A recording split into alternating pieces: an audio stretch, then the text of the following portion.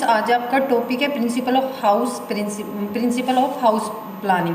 तो इसमें क्या था, आपको फर्स्ट और सेकंड जो आपका टॉपिक है ये क्लियर हो चुका था, आमुख, दिशा और बाह्य, और एक वर्धता जिसका इंग्लिश में आपका रूमनेस होता है। तो देन नेक्स्ट आता है आपका समूहीकरण। समूहीकरण क्या होता है? समूहीकरण को आप ग्रुपिंग बोलते हो। ग्रुपिंग, ये इसका इंग्लिश मीनिंग है। ग्रुपिंग क्या होता है, मतलब जो हमारे राइटर्स हैं उन्होंने बताया था। तो हमारे जो राइटर हैं वो देश पांडे के शब्दों में, सामूहिकरण का अर्थ कमरे की परस्पर स्थिति को देखते हुए उनकी व्यवस्था, यह व्यवस्था कमरे के कार्यों के सहसंबंध के अनुसार है।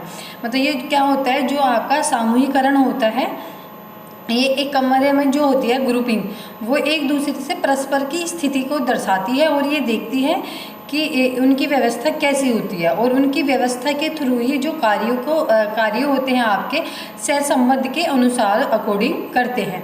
और यदि नक्शे में सामूहिकरण यथोचित ध्यान न दिया गया हो तो आवास असुविधाजनक हो सकता है। परिवार के सदस्य लगातार एक कमरे से दूसरे कमरे में जाना होता है, अतः इन्हें सही संबंध में आवश्यक है।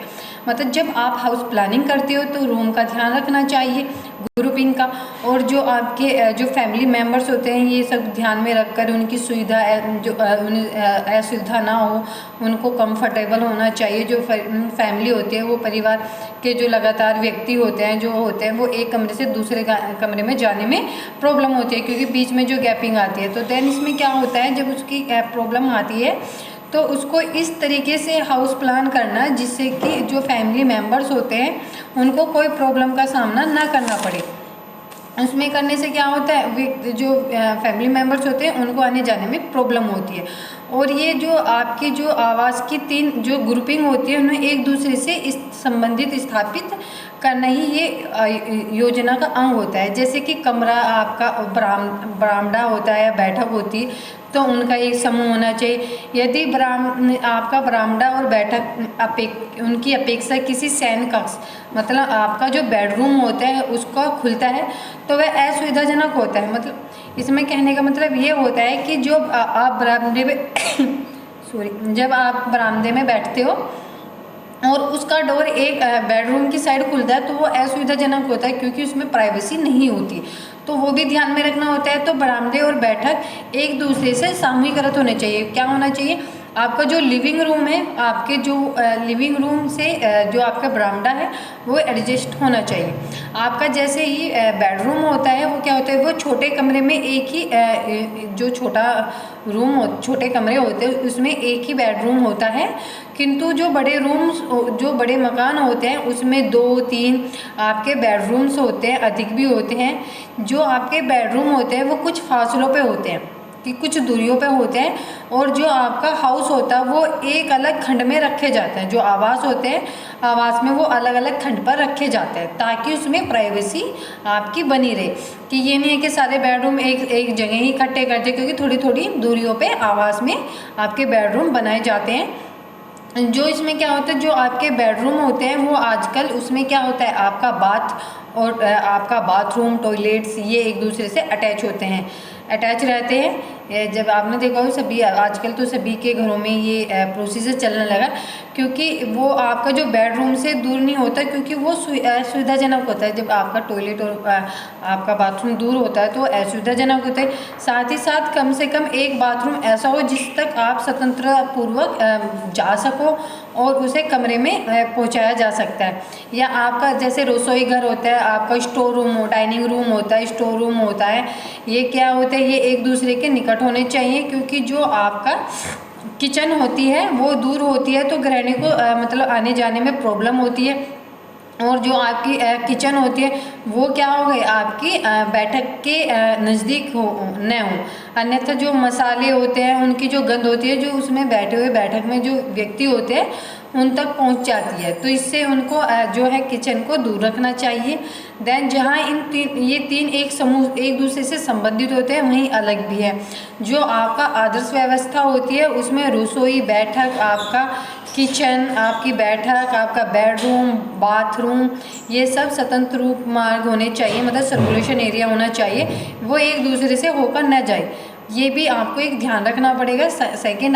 फोर्थ आता है आपका संवहन, जिसको इंग्लिश में बोलते हैं आप सर्कुलेशन। सर्कुलेशन क्या होता है, ये जब आप हाउस बनाते हो या उसमें एक उचित संवहन होना आवश्यक होता है। सर्कुलेशन मतलब आने जाने वाला रास्ता। ये क्या होता है, ये मकान की जो एकांतता होती है, प्राइवेसी, उस पर इफ़ेक्ट डालता है, क्योंकि आने जाने से आना जाना जो होता है वो कमरे में से होकर जाना होता है। तो जो आपके संवहन होते हैं, जो सर्कुलेशन होते हैं, दो होते हैं, क्षैतिज हॉरिजॉन्टल और लंबवत वर्टिकल। तो जो हॉरिजॉन्टल आपका सर्कुलेशन होता है, ये इसका जो तात्पर्य होता है, मीन्स होता है, वो एक ही तल में आने जाने से होता है। इसका जो मीन्स होता है वो ही एक तल, मतलब तल फ्लोर के आने जाने से होता है। वो बरामदा, लॉबी या गलियारे जो उसमें सहायक रहता है। एक दूसरे से कमरे में जुड़ने वाले मार्ग जहाँ तक हो सीधे एवं छोटे हों, उनसे पर्याप्त हवा और रोशनी भी रहनी चाहिए, अन्यथा आने जाने में आपको प्रॉब्लम होती है। या आपने देखा होगा कई परिवार जो हाउस होते हैं वो लॉबी गैलरी के स्थान का दुरुपयोग समझते हैं। उनके लिए क्या होता है, वो इनकी कोई व्यवस्था या उसकी कोई प्लानिंग नहीं करते, बट क्या करते हुए ऐसे मकान में रहने के बाद वो स्वयं यही फील करते हैं कि प्रत्येक कमरा जो हो वो स्वतंत्र मार्ग से होना आवश्यक है, पाथवे होना, सर्कुलेशन एरिया होना चाहिए, जिसके बिना जो समुचित आपका सर्कुलेशन है वो नहीं हो पाता। यदि आना जाना कमरों से होकर करना पड़ता है तो उनकी उपयोगिता क्या हो जाती है, कम हो जाती है, और आने जाने के उतना ही स्थान कमरे में छोड़ना पड़ता है।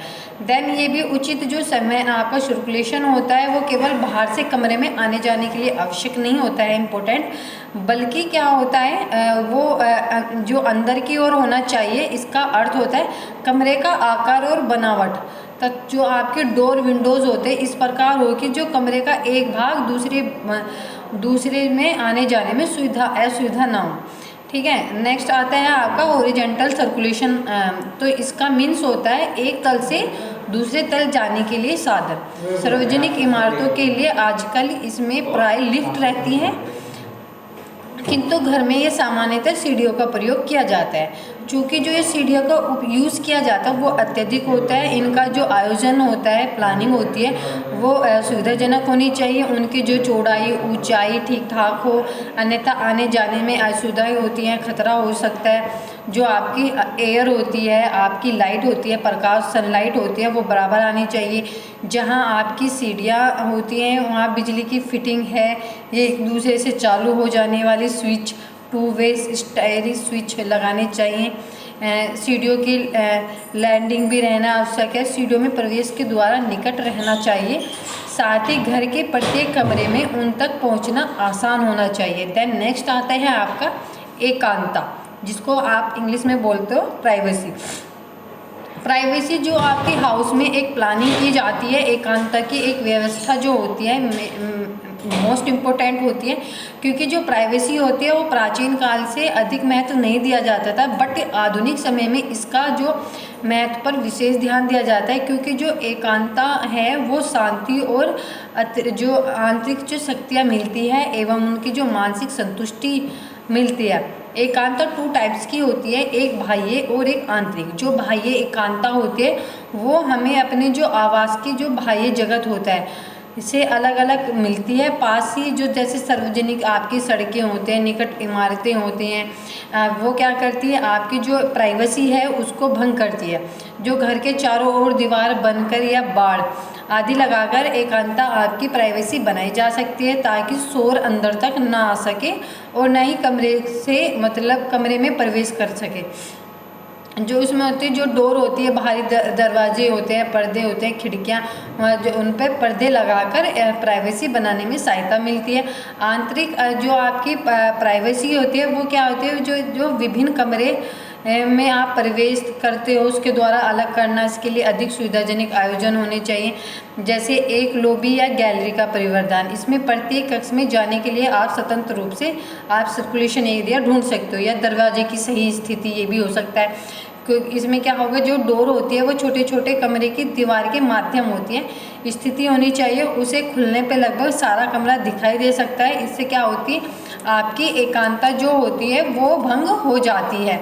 ये भी आपको ध्यान में रखना चाहिए कि जब आप वो करते हो तो इसको ध्यान में रखकर ही आप प्राइवेसी का महत्व रखना चाहिए।